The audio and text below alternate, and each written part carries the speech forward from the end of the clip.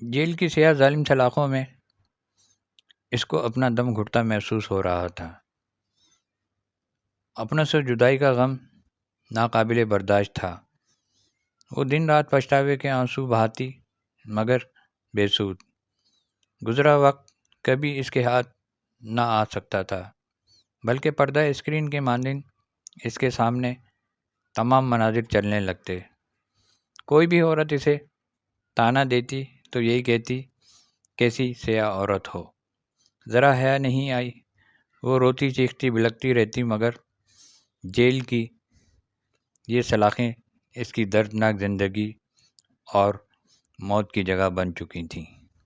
وہ اپنے باپ کی اکلوتی بیٹی تھی۔ ماں باپ بہت غریب تھے۔ باپ مزدوری کر کے جو بھی کماتا، اس سے 2 وقت کی روکھی سوکھی کھا لی جاتی۔ اس کا چچا زاد بھائی رشید تو شروع سے اس پر مرتا تھا، مگر وہ اس کو گھانس نہ ڈالتی۔ اسے شروع سے ہی امیرزادوں کی بیوی بننے کا شوق تھا۔ روٹی کو وہ ترستی تھی۔ جوان ہوئی تو ارمان بھی جوبن پر آ گئے۔ گلی کے بہت سے لڑکے اس پر مرتے تھے۔ بے حد حسین تھی اور اس لیے غرور بھی کرتی۔ جلد ہی اس نے ایک لڑکے سے بات چیت شروع کر دی اور اس سے کھانے منگوانے لگی۔ وہ عزت کی حدود کو جانتی تھی، مگر اس کا مقصد صرف باہر کی دنیا گھومنا اور کھلا کھانا پینا تھا۔ باپ کو اس کے اس بات کا علم ہوا تو اس نے اس کا نکاح زبردستی چچا زاد بھائی رشید سے پڑھوا دیا۔ اب وہ رشید کی بیوی بن کر اس کے گھر رہتی۔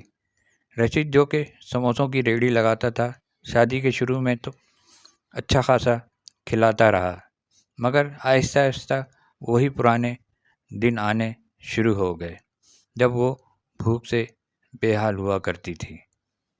رشید تو اسے بالکل ناپسند تھا۔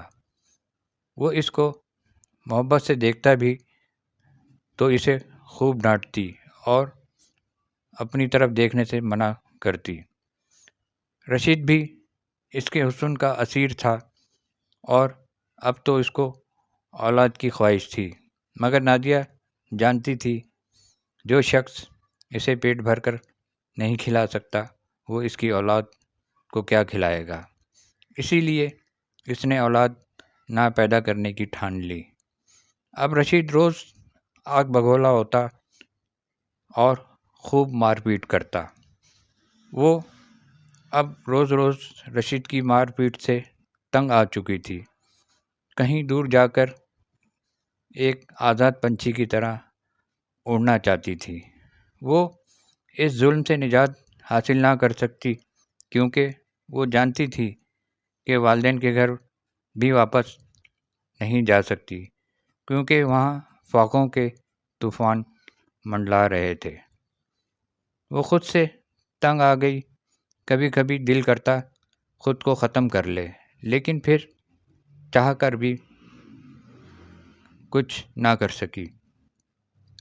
رشید کا چھوٹا بھائی یعنی اس کا دیور بشیر، جو شہر کی فیکٹری میں کام کرتا تھا، اکثر ان کے گھر آتا اور شہر کی بڑی بڑی باتیں کرتا، تو نادیہ کا بھی دل چاہتا وہ بھی شہر جائے، اس کے پاس بہت پیسے ہوں اور پھر وہ ملکہ بن کر راج کرے۔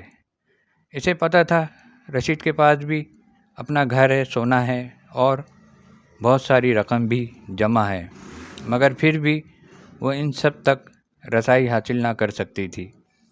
اس نے رشید کے چھوٹے بھائی کو ہی زلفوں کا اسیر بنانا چاہا۔ جلد ہی وہ اس کھیل میں کامیاب ہو گئی۔ رشید کی ریہڑی پر کام کرنے والا ملازم افضل بھی اس کے حسن کا دیوانہ تھا۔ وہ انہی اچھے برے حالات میں زندگی گزار رہی تھی کہ اچانک غم کی ایک ایسی آندھی چلی جو سب خوشیاں اپنے ساتھ بہا لے گئی۔ وہ روتی اور بلکتی رہی۔ زور زور سے چیختی رہی مگر اس کی مدد کو کوئی نہ آیا۔ اس بھیانک رات میں نقاب پوش ڈاکوؤں نے گھر میں گھس کر فائر رشید کے سینے پر لگا اور وہ وہیں گر کر مر گیا۔ رات کے اس پہر جب سب آرام کی نیند سو رہے تھے، اس نے اپنی چیخوں سے سب کو جگا دیا۔ اس کی دردناک چیخوں سے ہر کوئی غم میں مبتلا ہوتا نظر آیا۔ گھر، زیور اور پیسے سب اس کے نام ہو گئے۔ وہ سارا دن شوہر کی یاد میں روتی رہتی اور پھر جلد ہی شہر چھوڑ کر کہیں دور جا بسی، شاید اپنے خوابوں کے شہر، جہاں اس کو روک ٹوک نہ تھی، جہاں وہ اپنی مرضی سے زندگی گزار سکتی تھی، جہاں وہ اپنی مرضی سے اپنے محبوب کی سرگوشی بھی جی سکتی تھی۔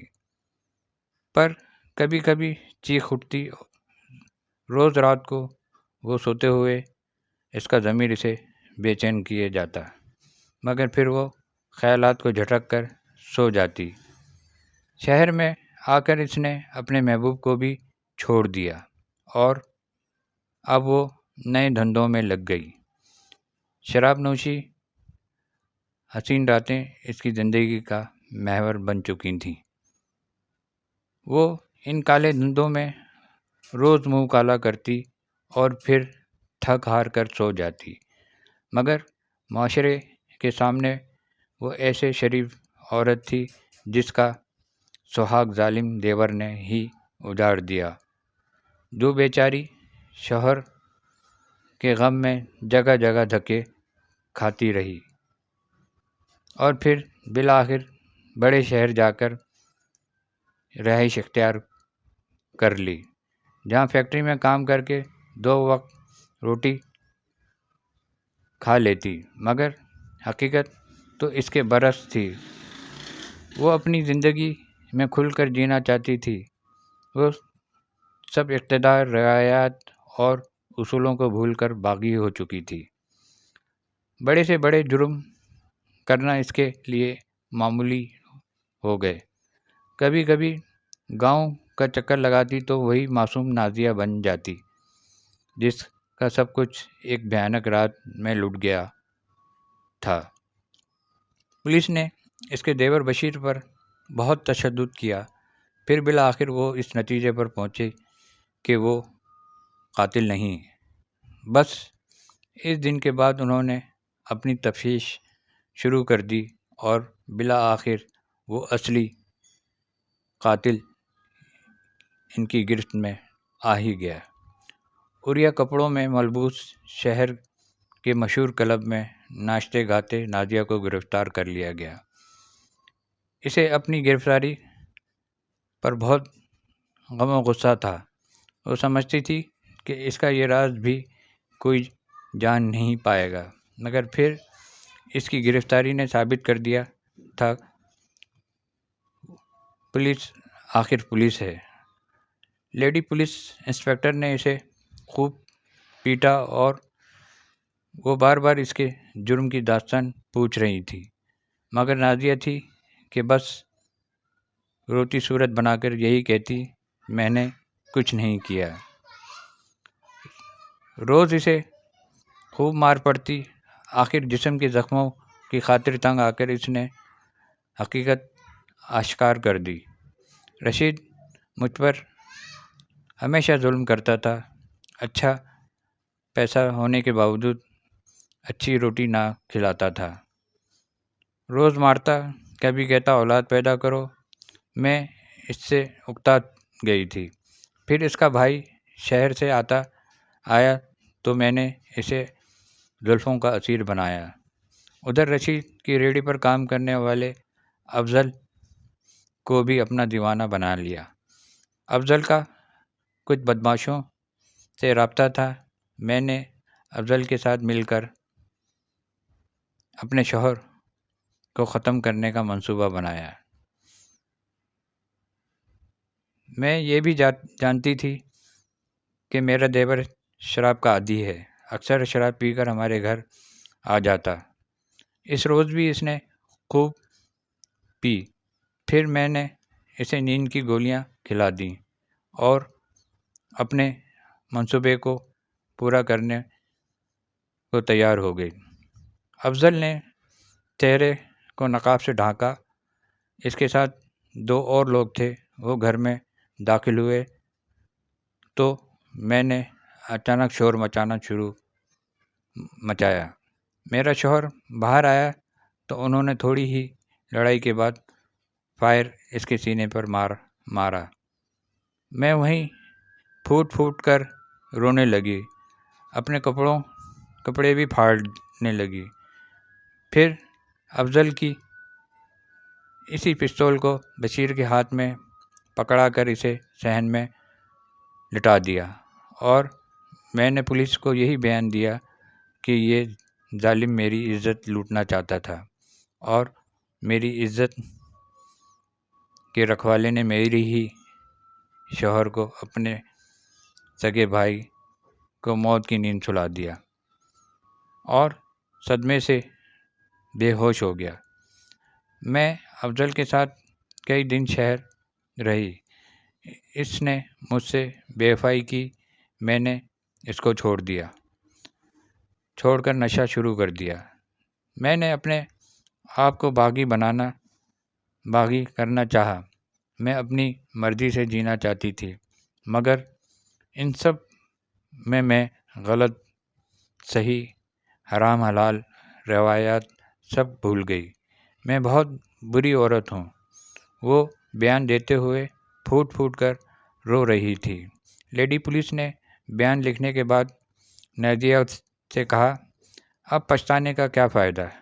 جب تمہیں اللہ نے عزت کی زندگی دی تو تم نے قدر نہ کی اور یہ سوچا کہ دنیا کو دھوکہ دے سکو گی، مگر یہ بھول گئیں کہ اصل طاقت صرف اللہ کی ہے۔ مجرم چاہے کتنا ہی چالاک کیوں نہ ہو، وہ اپنا جرم کبھی نہیں چھپا سکتا۔